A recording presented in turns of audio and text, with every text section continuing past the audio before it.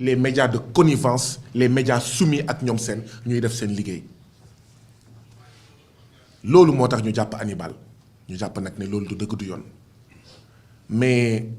jàpp Hannibal bi c'est aussi pour faire le vide maanaam stratégie de démantèlement politique bu Macky Sall muy def ay arrestation préventive ngir troisième mandat bi mu bëgg te du dëgg du yoon c'est illégal et illégitime te inch'Allah du ko am parce qu'on va lui barrer la route stratégie de démantèlement boobu des mouvements citoyens et des partis politiques ngir waajal mais xare troisième mandat bi troisième candidature bi loolu moo téye Hannibal Djim leneen lu ñu mun ci wax ay fen la leneen lu ñu mun ci wax ay waxu kasaw-kasaw la du dëgg stratégie boobu moo tax ñu jàpp Hannibal balaay moom ñu jàpp Nit Dof balaay ñoom ñu jàpp ñoom Fadilou Keita ñoom Amidia ñoom Diop Taïf ñoom Mamadou Seck ak ñoom seen ñoom Nongo ak ñoom seen des avocats du Sénégal ginnaaw juróom-ñaari fan dañuy daal di togg ngir saytu kii di mbirum maître El Hadji Diouf avocat boobu la bi nga xamante ne dañ ko daal di suspendre 28 février bi ñu demal conseil de discipline dina togg ngir càmbar ay mbiram avocat boobu la li ñu koy topp bokk na ci faute grave atteinte au bâtonnier maître El Hadji Diouf di avocat dina jàkkaarloo le 19 membres bu commission boobule ginnaaw ndaje boobule daanaka ay verdict yu sévère mun na ko dal dem ba sax ba ñu dàq ko ci ordre des avocats maître El Hadji Diouf bu mu déggee xibaar boobule daanaka jéemu cee yéeyab bi tey jii ay njegeñaalam ay mbokkam ñi daal di def benn conférence de presse ngir soutenir ko.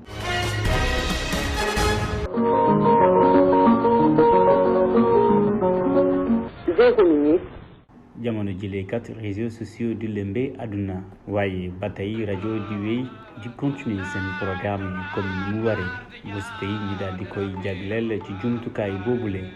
tax na askanu Sénégal di rafetlu seeni taxawaay. en tant que citoyen sénégalais mu juddu fekk fi ñuy déglu rajo sunu papa yi sunu paa yi aussi. man personnellement am naa sama benn paa boo xamante ne moom maa ko daan réparer rajo parce que si yooyu laa nekkoon si dama yàgg sob si wàllum technologie affaire yooyu noonu donc du coup mu doon loo xamante ne c'est très intéressant voilà et ça fait passer yenn information yoo xamante ne mën nañu wax ne c'est très sérieux donc c'est pas quelque chose boo xamante ne dañ ko war a tenir à la légère vu que ne dafa am benn partie population boo xamante ne dañ ko accorder importance bu mag wàllum rajo. waaye dañ doon defe ne rajo internet bi dina ko rey nouveau média yi dinañ rey rajo alors que non rajo tey presque moo gën a résister ci média yi traditionnels yi moom moo sax gën a résister télévision parce que moom moo ci sunu réew yi nga xam ne bariwuñ doole soo seetloo nit yi dañu am réflexe ak rajo maanaam tey soo duggee même ci Ndiaga Ndiaye yeeg temps da ngay gis nit ñi def seen écouteurs yi di déglu rajo média bu am doole la ci sunu réew yi.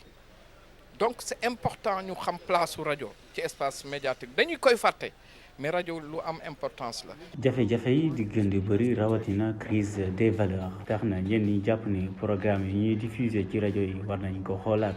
waaw programme yi dafa sabar bu tas la en ce moment parce que kenn xàmmeetul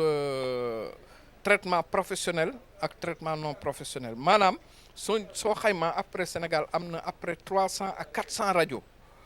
maanaam téeméeri ay rajo commercial privé lañu mooy comme ay Sud FM RFM Walf FM ak yooyu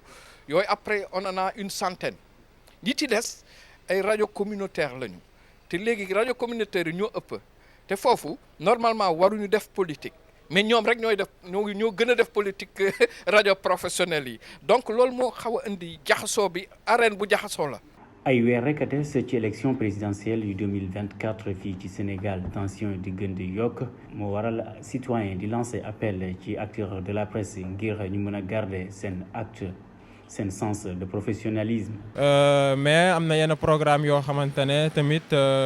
peut-être information bi du jàll trop ñu bàyyi ci xel aussi am na yenn programme yoo xamante peut-être mën nañ ko gën a diversifier ba nga xamante ne dina mën a tamit toucher yenn jeunes yi xamante ne tout le temps ils sont sur leur téléphone et tout ça yenn programme yi war na leen war a gën a mën a viser attirer seen attention aussi. dëkk démocratie lañ nekk aussi voilà peut-être xëy na ci façon bi ñuy waxee ci rajo bi ak débat yi ni ñu koy poser question yi ni ñu koy poser peut-être mën na susciter benn réflexion ñu xool na la ñuy gën a travailler contenu bi mais quand même wax ci affaire élection lu am importance la donc wax ci képp ku mënti posé wu comme candidat élection war nañ war a mën a wax ci moom sans pour autant dara fekk la ci parce que nag dëkku démocratie lañ nekk mais tamit ñu xool tamit wax ji nan lañ koy waxee ba nga xamante ne kenn du ci offensé wu kenn du ci gis boppam te tamit du inciter yenn affaires yi ñu génne information bi tel que c'est voilà ñu bañ a dugal ay affaires yoo xamante ne yenn idées yi ci xelu nit ñi donc na doon loo xamante ne day indi jàmm quoi voilà. at bu nekk 13 février ñu daal di koy jagleel journée mondiale de la rajo te mu ren ji ñu daal di koy dippee rajo ak paix. ay rajo communautaire lañu te léegi rajo communautaire yi ñoo ëpp te foofu normalement waruñu def politique mais ñoom rek ñoo gën a def politique rajo professionnels yi donc loolu moo xaw a indi jaxasoo bi arène bu jaxasoo la loolu aussi risque bi muy indi mooy dañu jëm ci ay weer yoo xam ne jëm ci at boo xam ne Sénégal nar na yëngu ndax campagne préélectorale bi tension politique yi fi am soo dégloo rajo yi da ngay tiit parce que xale yi liñ ciy wax ak niñ koy waxee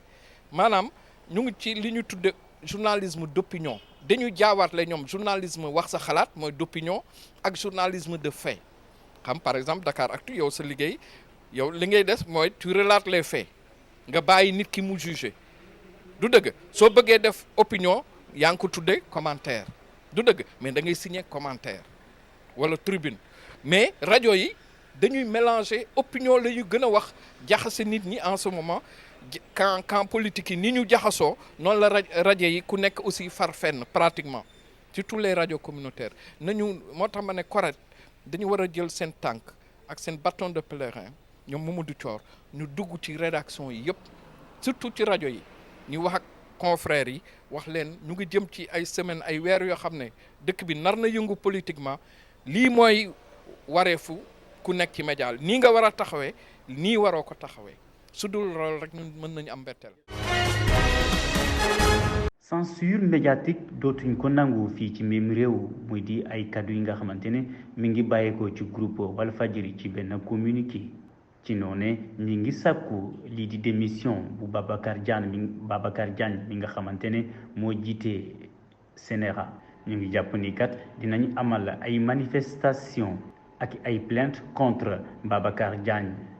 ñi nga xamal ni kat dinañu wéyal seen ligne éditoriale boobule groupe Walfadjri mi nga xamante ne dañuy daal di couper seen signal ci lu toll juróom-ñaari fan CNRA ginnaaw ay manifestation yi amoon diggante Pastef ak ay takkader fale ci Mbacké te mu doon wone ay événement yooyu le tax na ñi daal di couper seeni signal.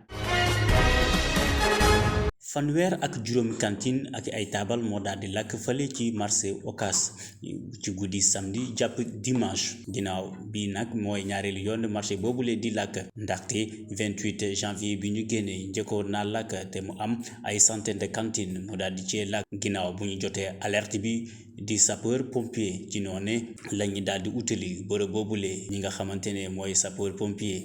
te ñu bàyyeeku fale ci Thiès ak Diourbel ñu daal di am ay renfort yi bàyyeeku fale ci Bambey ak Daaru Muxti bu ñu sukkandiku ci commandant bu sapeur pompier te muy wuyoo ci tur Ali Cissé daanaka ci lu toll 57 éléments bu sapeur pompier la ñu wàccee ci bërëb boobule ngir ñu mën a fay lakk-lakk yooyu le ba tey mu ngi xamal ni kat amul benn nit bu ci ñàkk bakkanam lakk-lakk yooyu jotoon na am foofu ministre bi ñu dénk biir réew mi di Antoine Félix Diome ak ministre du commerce et des petites et moyennes entreprises ñu daal di sàkku ngir ñu mettre en place benn cadre d'élaboration ngir ñu mën a saytu bu baax lii di organisation marché boobule lakk-lakk yooyu li koy sabab ba léegi kenn xamagu ko tax na askan wi di am njaxare